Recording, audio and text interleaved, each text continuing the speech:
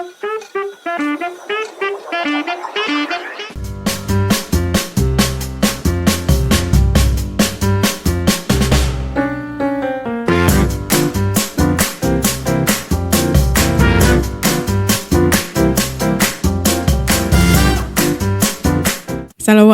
warahmatullahi wabarakatuh. Selamat siang Sobat Sehat KBP semuanya. Kembali lagi di podcast Rumah Sakit Karya Bakti Pratiwi. Nah, di siang hari ini kita punya narasumber yang luar biasa, yaitu Dr. Marlaini, spesialis neurologi atau spesialis saraf. Selamat siang dokter. Selamat siang Dr. Made, selamat siang semua sahabat KBP. Ya, jadi kita hari ini punya topik yang sangat menarik ya dok, yaitu berkaitan dengan Purple Day. Nah, sebenarnya apa itu dok Purple Day?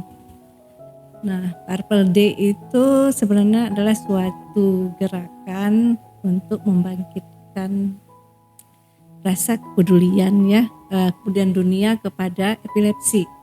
Nah, selama ini para pasien epilepsi itu merasa terisolasi, merasa sendiri, lonely begitu. Nah, Purple Day itu identiknya dengan warna ungu, ini seperti jilbab yang saya pakai. Iya. Nah, warna ungu itu kan merefleksikan bunga lavender ya, lavender. Jadi warna ungu itu menggambarkan rasa loneliness, rasa kesendirian pasien epilepsi tadi. Oh iya ya dok, menggambarkan kesendiriannya ya dok ya. Nah, sebenarnya Purple Day itu diinisiatifkan oleh seorang penderita epilepsi. Inisiatornya seorang penderita epilepsi bernama Cassidy Megan, seorang anak penderita epilepsi yang berasal dari Kanada. Nah, Cassidy Megan ini berinisiatif untuk ada suatu gerakan untuk kepedulian terhadap epilepsi. Nah, jadi setiap tanggal 26 Maret persis tanggal hari ini sejak tahun 2008 itu diperingati sebagai Hari Purple Day. Tujuannya untuk menggerakkan masyarakat untuk meningkatkan pengetahuan masyarakat tentang Purple Day itu sehingga pasien epilepsi tadi tidak merasa terisolasi atau tidak merasa loneliness lagi. Tidak merasa sendirian lagi ya dok ya. Iya dok. Mungkin banyak orang awam yang belum tahu ya dok, sebenarnya epilepsi itu penyakit apa ya dok ya? Nah, epilepsi itu berasal dari kata Yunani ya, epilepsia, artinya bangkitan. Nah, kenapa artinya bangkitan? Karena epilepsi itu tidak hanya melulu kejang, bangkitannya macam-macam. Nah, epilepsi itu sebenarnya adalah suatu penyakit kronis ya yang menyerang saraf pusat, sistem saraf pusat, di mana terjadi cetusan aktivitas listrik yang berlebihan di otak. Nah, karena cetusan aktivitas listrik yang berlebihan ini maka timbullah bangkitan. Nah, memang bangkitan yang paling sering kita jumpai yaitu kejang. Tapi epilepsi tidak hanya kejang. Oh, jadi sebenarnya gejala epilepsi itu ada selain kejang ya dok ya? Ada banyak ya dok? Banyak. Perlu diingat kalau kejang itu belum tentu epilepsi. Contohnya kejang demam, eklamsi pada ibu hamil ya. Nah, selain bangkitan kejang, epilepsi itu bisa bermacam-macam manifestasi gejala yang bisa ditemukan. Misalnya tiba-tiba pingsan, mulutnya ngecap-ngecap, atau matanya kedip-kedip, atau melakukan sesuatu yang tidak bertujuan, itu merupakan salah satu gejala dari epilepsi. Oh iya dok. Jadi mungkin di sini sobat KBP bisa sama-sama lebih aware ya dok ya setelah mendengarkan penjelasan Dr. Marlaini bahwa gejalanya ada selain kejang ya dok ya. Kadang mata kedip-kedip gitu tadi kata dokter ya. Atau kadang gejalanya itu bengong sesaat. Gitu. Ternyata itu lagi epilepsi ya dok ya, lagi ada bangkitan ya dok ya. Biasanya sering yang pasien-pasien bengong itu biasanya gurunya yang melihat. Kok anak ini bengong, nggak memperhatikan pelajaran ya, padahal sedang bangkitan pasiennya. Gitu. Dikira anaknya bengong, nggak melamun, nggak memperhatikan pelajaran. Jadi kan dikira anak ini nakal nih, nggak mau memperhatikan pelajaran. Gitu. Kasihan juga ya dok, jadi disalahpahamkan ya oleh orang sekitarnya benar, ya dok ya. Oh ya dok. Sebenarnya ada nggak dok faktor resiko seseorang tuh bisa terkena penyakit epilepsi dok? biasanya epilepsi itu begini, penyebabnya ya, penyebabnya. Kalau penyebabnya itu macam-macam, bisa ada infeksi di otak, bisa karena stroke, bisa karena trauma kepala, atau karena ada tumor di otak.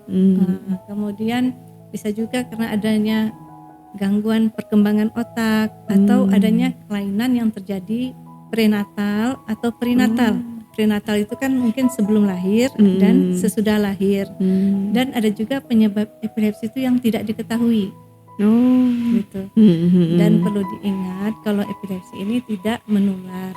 Tidak menular ya dok ya? Iya. Baik dok, untuk bangkitannya sendiri gitu.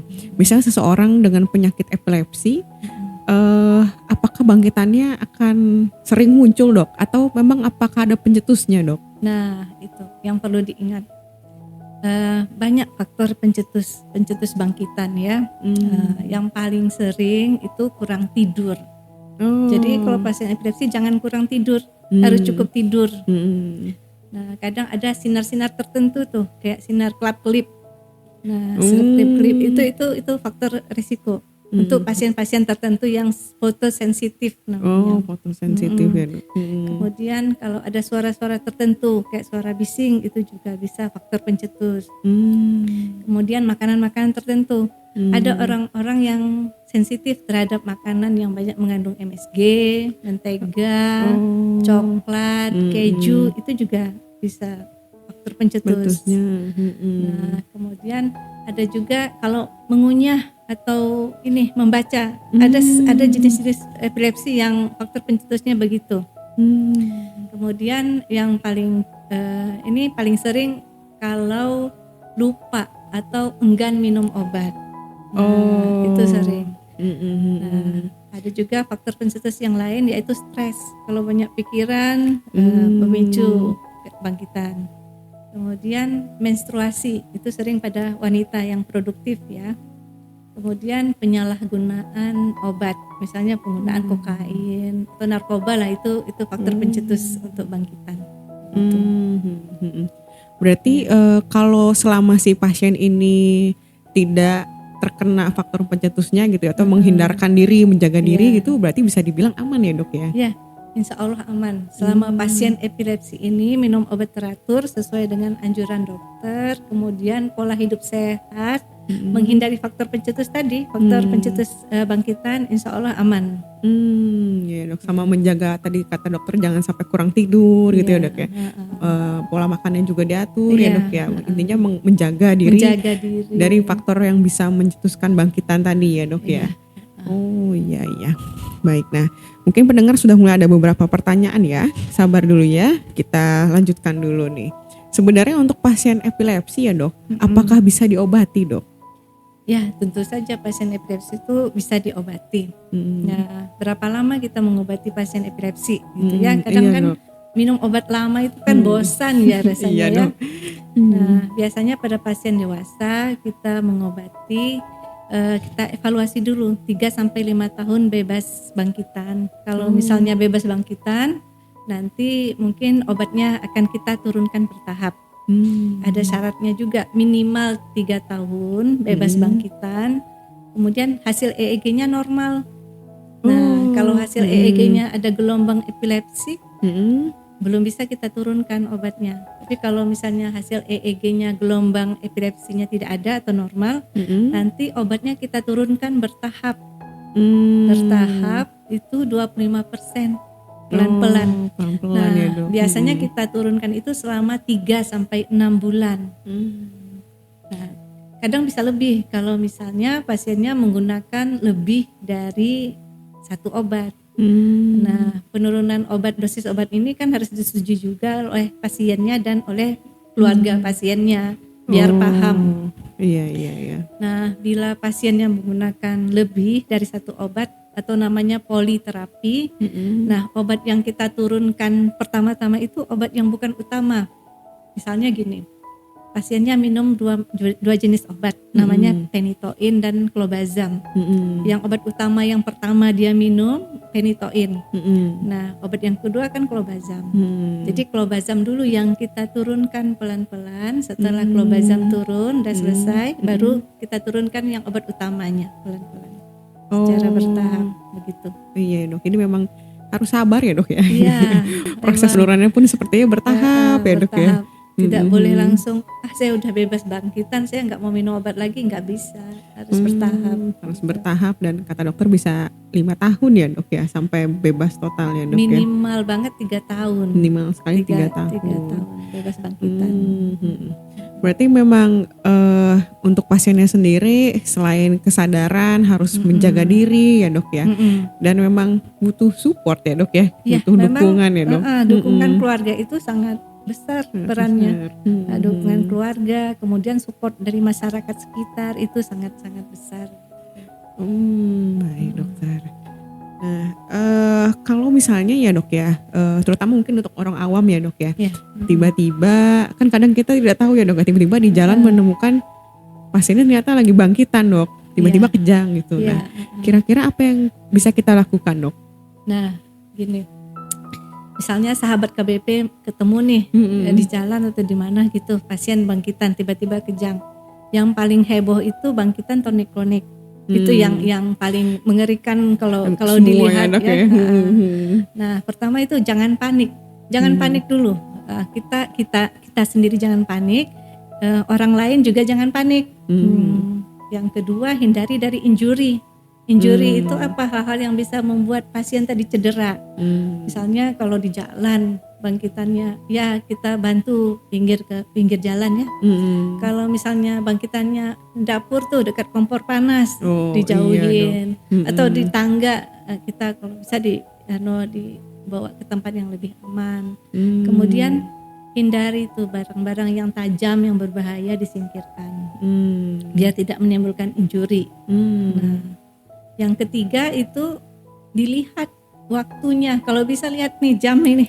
Bangkitannya tuh berapa lama? Dihitung ya dok ya? Dihitung. Biasanya bangkitan epilepsi itu 2-3 menit itu akan berhenti sendiri. Nah, apabila lebih dari 5 menit atau lebih, itu harus segera dibawa ke rumah sakit untuk mendapat pertolongan untuk menghentikan kejangnya. Nah, yang keempat itu buat penderita yang lagi bangkitan tuh senyaman mungkin. Maksudnya gimana?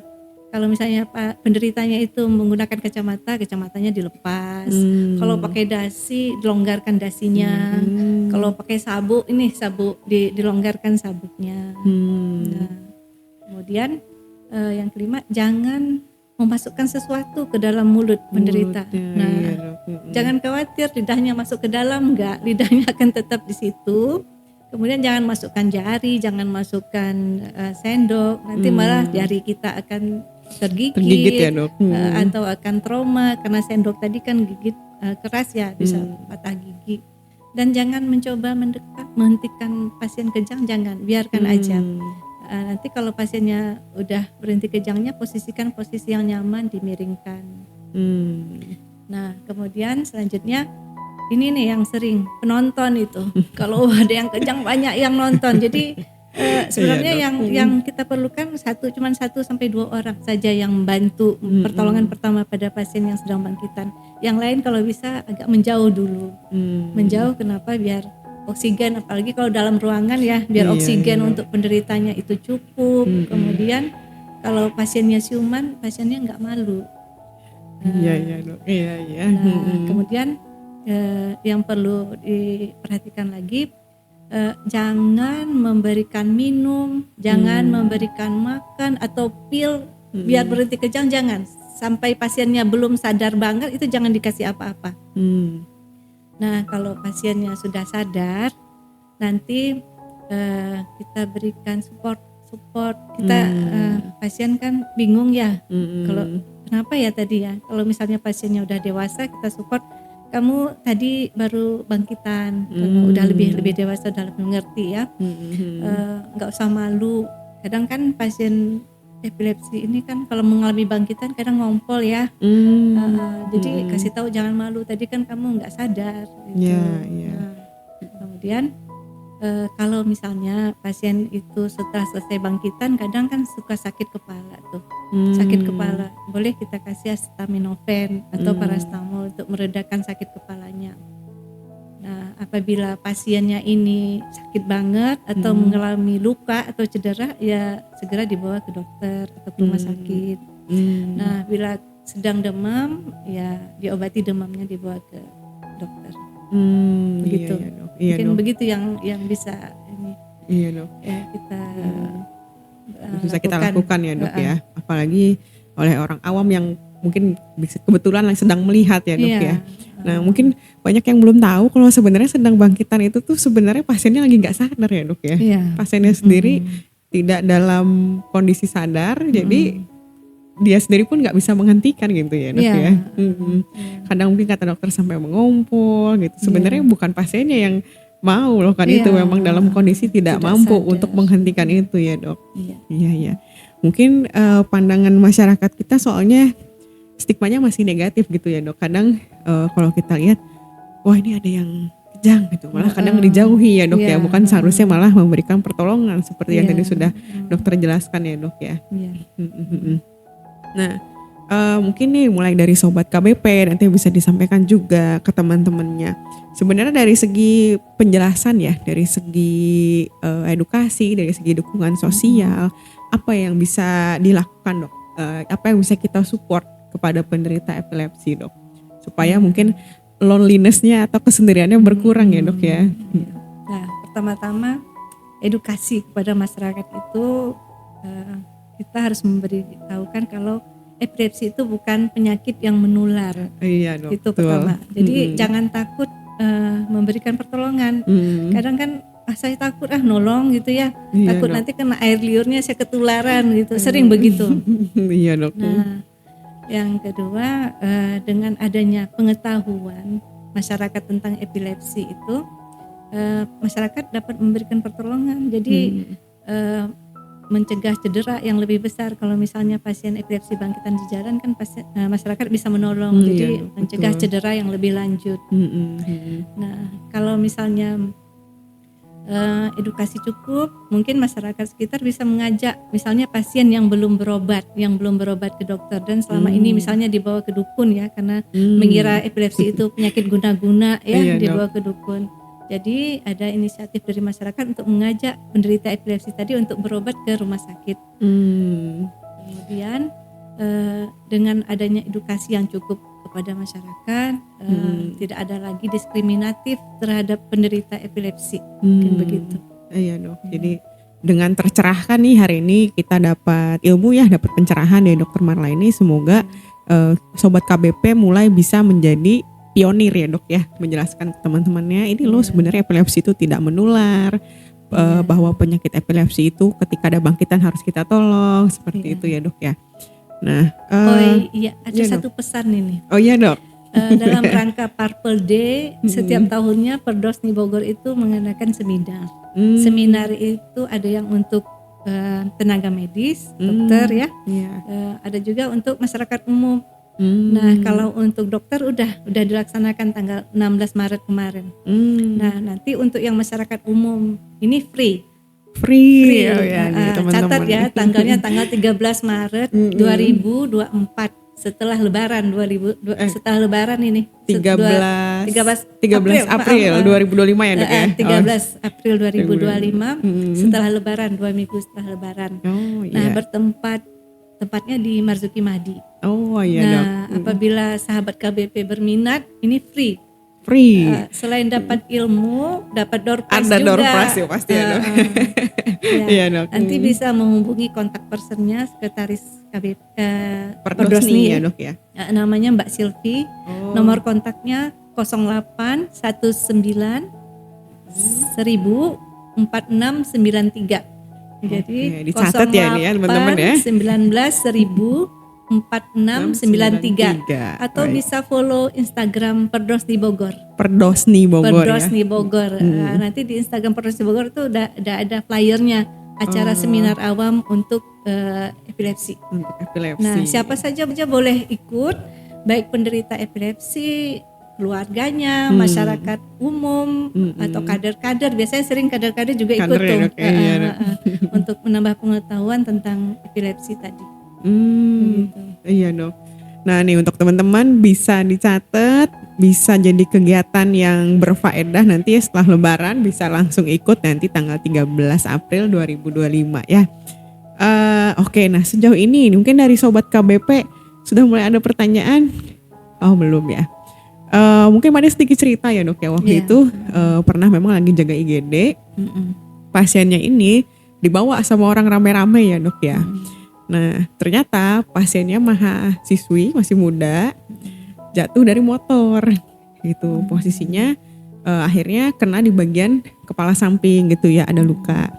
Nah pasiennya setelah itu sadar. Nah terus orang-orang sekitar tuh bingung, iya tiba-tiba lagi naik Gojek, keadaannya tiba-tiba bengong, kemudian kejang gak lama jatuh gitu. Jadi memang si pasien ini sebenarnya kasihan juga ya Dok ya gitu, mereka sendiri gak mau itu terjadi, tapi tiba-tiba bisa terjadi bangkitan ya Dok ya. Mungkin pasiennya tadi fotosensitif gitu ya, mungkin ngeliat cahaya jadi langsung ada kejang gitu ya. Jadi memang sebenarnya waktu itu dia tanya dari orang sekitar, ini gimana bantuannya gitu. Nah sepertinya sih masih kurang ya Dok ya, buktinya sampai pasiennya jatuh dan akhirnya terluka gitu ya Dok. Seperti itu kan masih sayang ya Dok ya, masih kasihan juga ya Dok. Mungkin karena tadi image takut tertular ya. Iya Dok. Takut kena, kalau saya tolong nanti saya ketularan, jadi jadi pada takut mungkin, jadi menjauh gitu tahu, semuanya. Iya itu disayangkan sekali ya Dok. Padahal kalau ikut seminar nih ya teman-teman semuanya bisa tercerahkan. Kita bisa menolong dan membantu orang lain minimal dengan tercerahkan tentang ini epilepsi tidak menular, jadi kita bisa memberikan pertolongan yang tepat ya Dok ya. Iya, benar. Oke, mungkin dari teman-teman belum ya. Oke, nah mungkin ada pertanyaan juga Dok. Kira-kira kalau untuk pasien epilepsi gitu ya, tadi dokter kan bilang ada pemeriksaan EEG. Nah itu untuk penegakan dikatakan seseorang sakit epilepsi itu apakah dengan pemeriksaan EEG itu Dok? Harus dengan pemeriksaan EEG ya Dok? Nah sebenarnya penegakan diagnosis itu dari klinis sebenarnya. Epilepsi itu ditegakkan dari klinis ya, dari temuan yang kita temukan. EEG itu hanya penunjang. Nanti dari EEG kita bisa membantu menegakkan diagnosisnya apa, sindromnya apa, perlu dan EEG itu juga perlu nanti untuk waktu kita mau menghentikan obat gitu, untuk membantu melihat apa ada bangkitan epilepsi lagi atau tidak pada pasien tersebut. Nah sebenarnya gini, kadang sering kita jumpai penderita epilepsi ketika di EEG-nya normal, itu belum tentu bukan epilepsi. Jadi kita menegakkan diagnosanya itu dari klinisnya, bukan harus dari EEG. Ya Dok. Berarti memang harus konsultasi dulu ya Dok ya ke dokter supaya dikatakan ini sebenarnya epilepsi atau bukan ya Dok. Nah cluenya biasanya gini, sering bangkitan itu dia bangkitan epilepsi ya, bisa terjadi di mana saja dan kapan saja. Jadi kayak teh botol. Kalau misalnya bangkitan, kadang ada yang psikogenik ya. Dia bangkitannya hanya di tempat-tempat yang aman, kemudian kalau ada orang gitu. Nah kadang di depan dokter juga sering, itu yang psikogenik. Tapi kalau misalnya pasien pure epilepsi itu sangat jarang, bangkitannya kumat di depan dokter itu sangat jarang. Iya Dok, lebih sering di tempat yang tidak diinginkan yang di mana saja kapan saja, dan sering ada luka-luka biasanya gitu. Iya Dok. Karena seringkali kayak ini lagi ngapain tiba-tiba ada bangkitan, akhirnya pasiennya jatuh terkena apa gitu ya Dok. Iya Dok. Nah untuk pengobatannya kan memang harus kontrol rutin ya Dok, setiap bulan ya Dok? Iya, setiap bulan kontrol rutin. Perlu kontrol kenapa? Karena pemberian obat itu tidak semua obat itu cocok untuk semua pasien. Satu obat itu cocok semua. Nah pemberian obat itu kan per individual. Jadi kita kalau mesti kontrol itu untuk apa? Kita untuk melihat, nah ada alergi apa tidak, melihat efek samping kemudian. Nah kalau misalnya dengan kontrol teratur kita bisa melihat ini obatnya udah tepat, udah cukup dosis atau tidak. Karena kan kita mulai mengobati pasien epilepsi itu dengan dosis yang rendah ya. Start slow ya, Dok, ya? grow slow gitu ya. Jadi bisa kita naikkan perlahan-perlahan kalau misalnya ternyata masih ada bangkitan ini. Gitu. Jadi obatnya masih kurang, mungkin kita bisa evaluasi ketika kontrol. Nah, misalnya kadang kan efek obat epilepsi kadang ada gangguan hati, gangguan fungsi hati ya.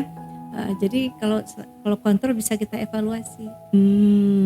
Iya. Jadi memang banyak yang harus dievaluasi oleh dokter. Jadi untuk pasien epilepsi ini memang disarankan untuk rutin berobat dan sabar ya, Dok ya, disiplin.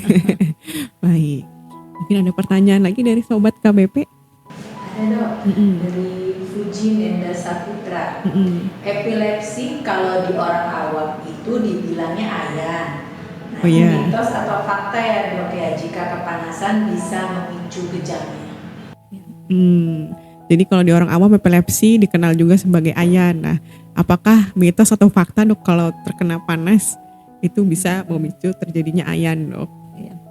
Bukan karena panasnya yang memicu terjadinya ayan. Itu kan kalau epilepsi itu memang kalau umumnya masyarakat awam katanya kan ayan ya.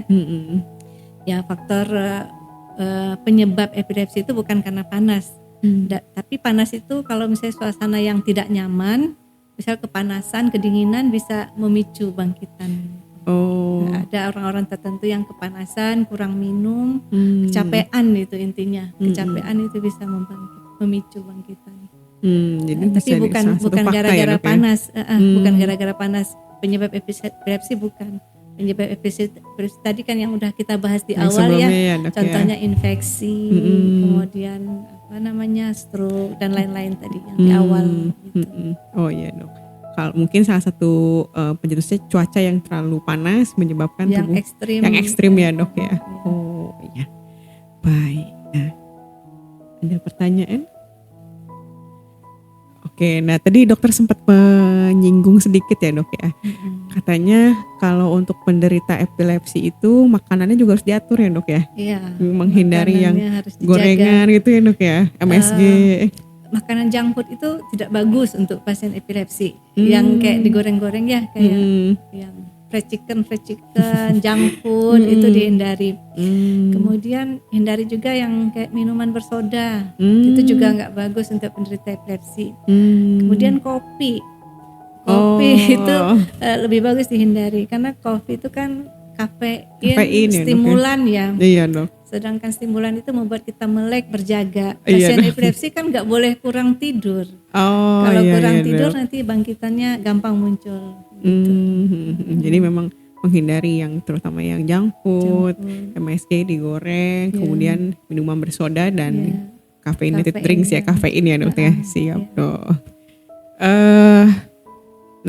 Terkait pandangan itu kan memang pandangan masyarakat itu masih negatif ya, Dok ya. Kadang seperti yang dikata dokter, kadang ada yang dibawa ke dukun, dibilang ini penyakit guna-guna gitu ya. Nah, bagaimana ya, Dok, caranya mungkin kayak kita tuh memulai dan ayo kita bawa pasiennya ini dulu ke dokter gitu supaya kita pastikan ini apa memang penyakit biasa atau epilepsi gitu ya, Dok ya. Itu penting sekali ya, Dok, sebagai langkah awal ya, Dok ya. Iya. Makanya perlu edukasi tentang epilepsi tadi. Nah, kalau ada yang seminar-seminar gratis itu ayolah kita ikut menambah ilmu. Mungkin nanti kan dalam seminar akan ada pencerahan. Jadi tidak menganggap epilepsi itu menular. Jadi pikiran-pikiran yang keliru atau mitos yang salah bisa dihindari. Iya, Dok. Kalau untuk pasien epilepsi, kalau misalnya tidak ditangani dengan cepat ya, Dok ya, atau dengan tidak tepat, apakah bisa bertambah berat, Dok, kondisinya, Dok? Nah, kalau pasien epilepsi bila tidak ditangani dengan cepat, tentu saja bangkitan itu kan merusak saraf-saraf ya, saraf-saraf di otak. Nah, nanti kalau misalnya tidak ditangani dengan tepat, bangkitannya akan makin sering muncul, kemudian tentu saja akan berdampak ke faktor misalnya kognitifnya daya pikir, daya ingatnya menurun begitu ya kalau tidak ditangani dengan cepat. Memang dikhawatirkan ada efek jangka panjangnya ya dok ya. Panjang. Nah selain faktor kognitif juga kadang pasien epilepsi itu kan sering depresi.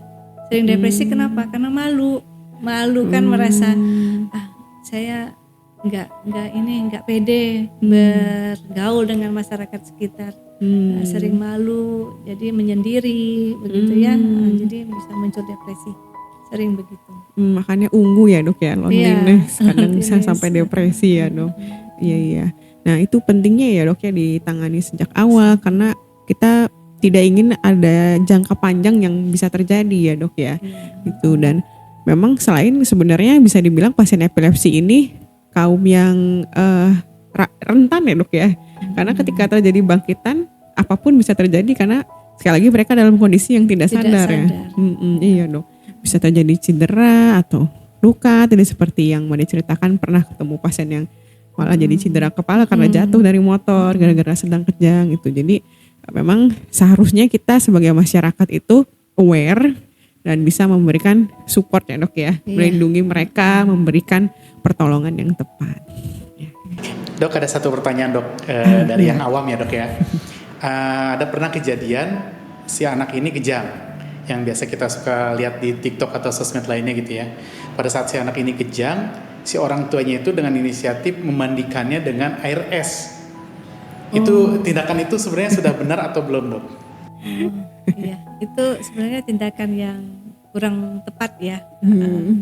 Nah, kalau misalnya anaknya kejang tadi ya, pertama jangan panik tadi. Kemudian ya hindari cedera, jangan masukkan apa-apa ke mulut. Kemudian lihat waktu kejangnya berapa lama durasinya. Kalau kejangnya lebih dari 5 menit harus segera dibawa ke rumah sakit biar tidak menjadi status epileptikus namanya itu. Nah kalau pasiennya demam ya mungkin harus diobatin demamnya. Mungkin yang memandikan dengan air dingin kadang mungkin gini panik sering orang tua panik ya. Iya dok. Panik karena kan ketika kejang kan nggak sadar. Saya sering tuh minta kalau kejangnya nggak jelas, saya minta keluarga pasien Bu kalau bisa direkam biar kita bisa lihat jenis bangkitannya bagaimana. Kadang orang tua panik, dok gimana saya mau merekam, saya udah panik. Pun nggak ingat saya cara merekamnya gimana karena udah saking paniknya ngelihat anaknya bangkitan tadi. Iya. Baiknya direkam ya dok ya, tapi merekamnya bukan untuk memviralkan ya dok ya. Merekamnya untuk melihat jenis bangkitannya bagaimana. Nanti disampaikan ke dokter ya dok ya. Jadi bisa disampaikan ke dokter atau ke rumah sakit ketika dibawa pasiennya tadi. Gitu. Jadi memang nomor satu penting ya, jangan panik ya dok ya. Iya, jangan panik. Oke, mungkin sebagai penutup dok, ada pesan yang dokter ingin sampaikan kepada sobat KBP siang ini dok? Iya. Dengan adanya podcast hari ini, yaitu bertepatan dengan Purple Day, di mana kami dari Podrosni Bogor mengharapkan tidak ada lagi pemikiran yang keliru atau stigma yang negatif pada pasien epilepsi. Sebenarnya pasien epilepsi ini bisa hidup senormal mungkin dan bisa produktif sehingga berguna bagi masyarakat dan lingkungan sekitarnya. Mungkin itu saja. Luar biasa sekali. Nah, mungkin untuk sobat KBP, izinkan saya untuk menyampaikan beberapa poin kesimpulan ya dari yang Dr. Malini sudah sampaikan, bahwa pertama harus kita sadari sekali epilepsi ini adalah kelompok orang yang membutuhkan dukungan ya dok. Mereka bukan orang yang bisa menularkan penyakit ke orang lain, tapi justru mereka adalah orang yang membutuhkan support, membutuhkan dukungan dari keluarga, dari masyarakat, dari teman-teman. Karena epilepsi yang ditandai dengan bangkitan, ketika terjadi bangkitan itu dalam kondisi yang tidak sadar dan harus dibantu, diberikan pertolongan yang tepat. Nah, pertolongannya itu ada beberapa bentuknya. Yang pertama yang pasti jangan panik ya dok ya. Kemudian yang kedua, dihindari dari lingkungan yang berbahaya. Seperti misalnya sedang di tengah jalan, berarti kita pinggirkan dulu ya, agar untuk tidak terjadi cedera yang lebih serius, seperti itu ya dok ya. Kemudian tidak memberikan makan, tidak memberikan minum, atau tidak memasukkan apa-apa ke dalam mulutnya. Kemudian buat pasiennya dalam kondisi yang nyaman, misalnya dasinya dilonggarkan atau ikat pinggangnya dilonggarkan. Nah, untuk menggali pengetahuan informasi yang lebih banyak lagi, nanti Sobat KBP dan teman-teman semuanya bisa langsung ikut seminarnya, seminar Perdosni tanggal 14 April ya dok ya? 13 April 2025. Tadi bisa langsung daftar ke nomornya 0819 1046993. Nah, bagi teman-teman yang ingin berkonsultasi langsung dengan Dr. Marla ini, ada jadwalnya di Poli Eksekutif atau Poli Katalia hari Selasa, Kamis, dan Sabtu jam 8 sampai dengan jam 9 pagi. Untuk poli reguler ada di hari Selasa, Kamis, dan Sabtu jam 9 sampai jam 11 pagi. Senin, Rabu, dan Jumat jam 15.30 sampai jam 17 sore. Baik, nah selamat Hari Purple Day. Semoga podcast hari ini bisa menjadi awal yang baik ya dok ya. Amin. Bagi Sobat KBP yang mendengarkan, bagi teman-teman semua, dan bagi kita sendiri juga dok. Baik, terima kasih Sobat KBP, dan sampai bertemu lagi di podcast berikutnya. Assalamualaikum warahmatullahi wabarakatuh. Waalaikumsalam warahmatullahi wabarakatuh.